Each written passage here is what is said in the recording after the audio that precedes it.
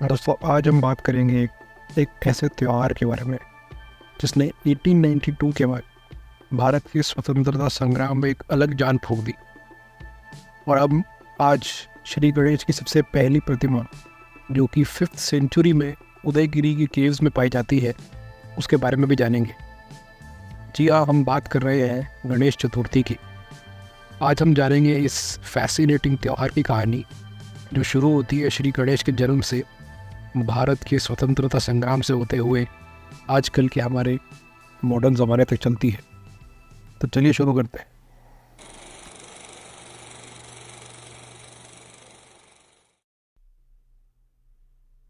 दोस्तों, आज हम बात करेंगे एक ऐसे त्यौहार की जो सिर्फ महाराष्ट्र में ही नहीं बल्कि पूरे भारत में, इनफैक्ट पूरी दुनिया में ही बहुत ही धूमधाम से मनाया जाता है।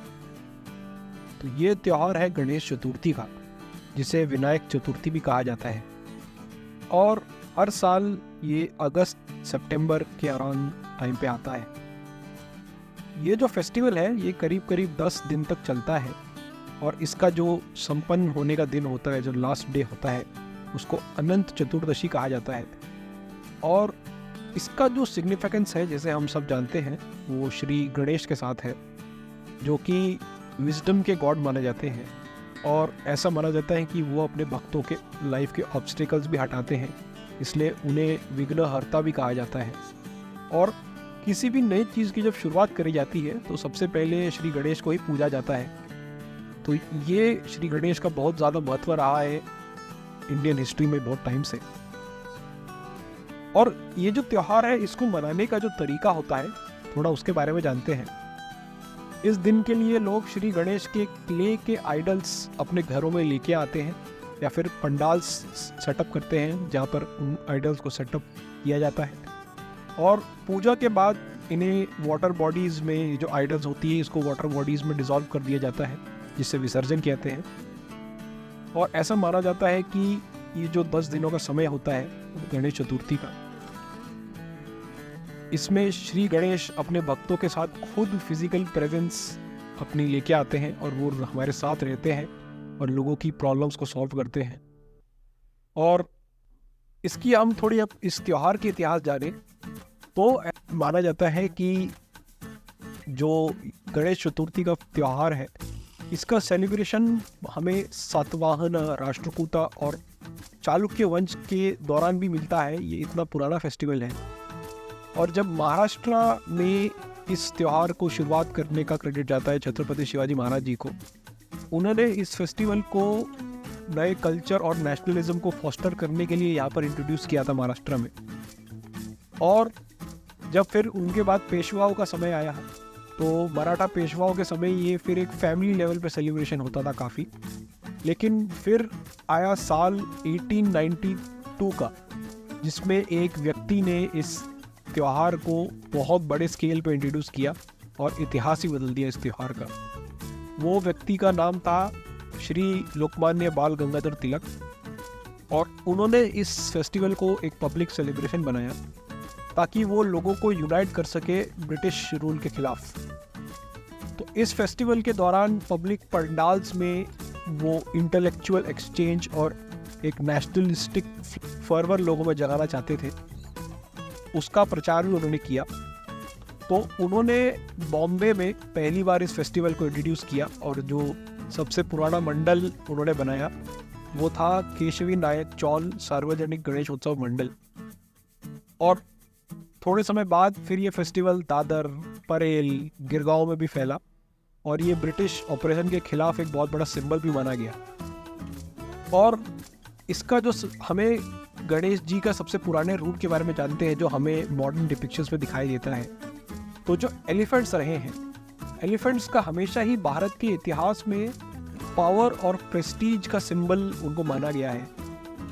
एलिफेंट्स का रिप्रेजेंटेशन तो हमें हड़प्पन सिविलाइजेशन तक मिलता है, जो कि लगभग 2500 BC का समय था।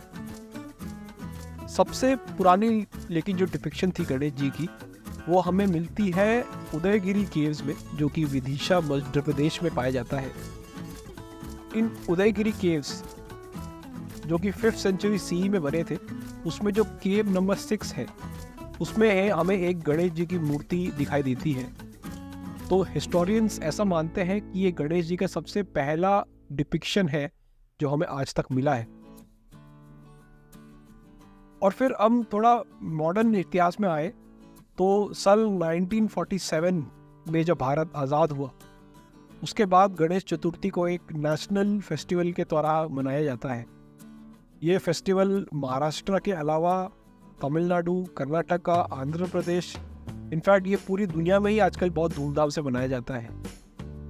तो इस फेस्टिवल के सेलिब्रेशन के बारे में थोड़ा हम और जानें तो इस फेस्टिवल के पहले लोग अपने घर और आसपास की जो जगह होती है उन सब की सफाई करते हैं और पंडाल्स को सेटअप किया जाता है, जहाँ पे बहुत ही ज़्यादा अलग अलग थीम के साथ बहुत ज़्यादा धूमधाम से बहुत भव्य डेकोरेशन किया जाता है पंडाल का।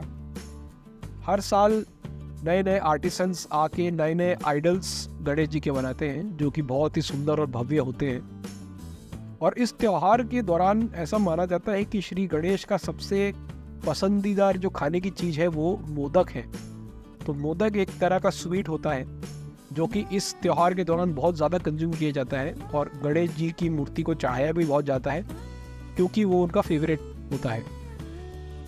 और जब ये त्यौहार ख़त्म होता है तो गणेश जी का विसर्जन का सेरेमनी होता है जिसमें जो उनके आइडल्स होते हैं उनको बहुत ही ज़्यादा ऑर्नेट फ्लोट्स पे सजाया जाता है और बहुत धूमधाम से उन्हें वाटर बॉडीज़ में फिर सबमर्ज किया जाता है। तो ये जो विसर्जन है इसका जो सिग्निफिकेंस है वो माना जाता है कि ये हमें ज़िंदगी की इम्परमानेंस के बारे में बताता है। ये हमें ये बताता है कि ये जो साइकिल है क्रिएशन की, फिर प्रिजर्व होने की और फिर डिज़ोल्व हो जाने की, ये हम सबकी ज़िंदगी की रियलिटी है। ये नेचर है चीज़ों का, वो हमें ये फेस्टिवल के दौरान भी हमें सीखने मिलता है। और जब मूर्ति को विसर्जन कर दिया जाता है तो ऐसा माना जाता है कि श्री गणेश अपने जो घर है माउंट कैलाश वहाँ वापस चले जाते हैं अपने पेरेंट्स के साथ जो कि शिव जी और पार्वती माता है। अब हम थोड़ा टाइमलाइन देख लेते हैं कि जो इवेंट्स हुए थे। जैसे हमने बताया सन 1892 में लोकमान्य बाल गंगाधर तिलक जी ने गणेश जी को एक पब्लिक फेस्टिवल के रूप में पहली बार इंट्रोड्यूस किया ब्रिटिश रूल के अगेंस्ट लोगों को यूनाइट करने के लिए। फिर उसके अगले साल 1893 में बॉम्बे में सबसे पहला गणेश मंडल स्थापित किया गया जो कि गिरगांव में था। फिर 1947 के बाद आज़ादी के बाद गणेश चतुर्थी को नेशनल लेवल पे मनाया गया और इसको कई बार अलग अलग थीम्स के साथ आइडल्स को और पंडाल्स को सजाया गया। और सन 2016 तक मुंबई में, अकेले मुंबई शहर में 11,756 सार्वजनिक गणेश मंडल बन चुके थे। तो आजकल हमें ये ट्रेंड मिलता है कि पहले जो मूर्तियाँ होती थी गणेश जी की वो मिट्टी और क्ले से बनती थी, लेकिन आजकल जो नया ट्रेंड आया है उसके हिसाब से लोग प्लास्टर ऑफ पेरिस का भी इस्तेमाल करते हैं जो कि जल्दी से डिज़ोल्व हो जाता है जब पानी में डाला जाए उसको। तो ये था इस त्यौहार का सिग्निफिकेंस, इसका हिस्ट्री। उम्मीद करता हूँ आपको कुछ नया सीखने को मिला होगा। अगर आपको ये वीडियो अच्छा लगा हो तो प्लीज़ लाइक कीजिएगा और चैनल को सब्सक्राइब कीजिएगा।